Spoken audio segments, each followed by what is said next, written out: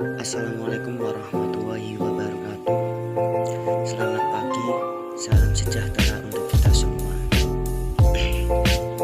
Pada kesempatan kali ini, saya akan menjelaskan sebuah video yang menerangkan tentang sistem energi ring, yang mana mata pelajaran ini diajarkan pada kelas 12 RPL. Nah, langsung saja kita masuk ke pemateri. Sebelum kita memasuki ke materi, kita harus memahami terlebih dahulu apa itu arti dalam sebuah sistem energi ring. Pengertian dari sistem itu sekumpulan elemen yang saling berinteraksi untuk mencapai tujuan. Kalau energi ring itu perilaku atau orang yang mendesain suatu rencana perencanaan, dalam arti energi ring merupakan perilaku yang menjalankan sistem. Jadi di sini itu energi ring itu sebenarnya bahasa lainnya adalah rekayasa. Itu jadi kita sering banget mendengar software energi ring artinya rekayasa perangkat lunak. Jadi kalau kita biasanya mendengar itu tidak asing dalam bahasa itu. Jadi kita sudah terbiasa dengan rekayasa perangkat lunak itu di dalam bahasa Indonesia.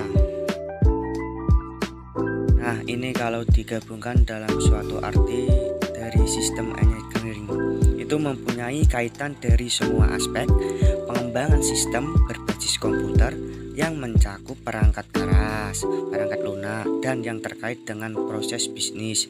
Kenapa saya menyebut dengan proses bisnis itu? Karena banyak banget sistem energi ring itu sebagai proses bisnis dan juga ada komponen perangkat keras dan perangkat lunak ini. Di slide selanjutnya saya akan menjelaskan poin-poin dalam sistem energi ring. Langsung saja. Nah, ini poin-poin dalam sistem energi ring atau elemen-elemennya. Yang pertama itu ada software. Tanpa adanya software itu tidak bisa berjalan. Yang kedua itu ada hardware. Kalau ada software itu pasti ada hardware.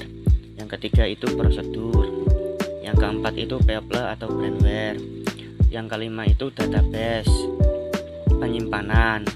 Jadi pada dasar intinya itu elemen-elemen sistem energi ring itu dari sistem itu saling berkaitan atau saling membantu. Sistem energi ring itu sering disebut sistem analisis.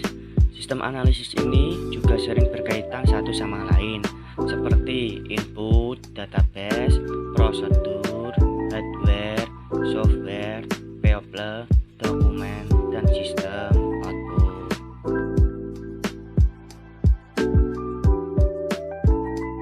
Di dalam sistem energi ring itu ada konfigurasi sistem berdasarkan alokasi. Yang pertama itu ada technical consideration atau disebut dengan pertimbangan teknik. Dan yang selanjutnya itu ada manufacturing evaluation, disebut dengan evaluasi pabrikasi atau pabrik.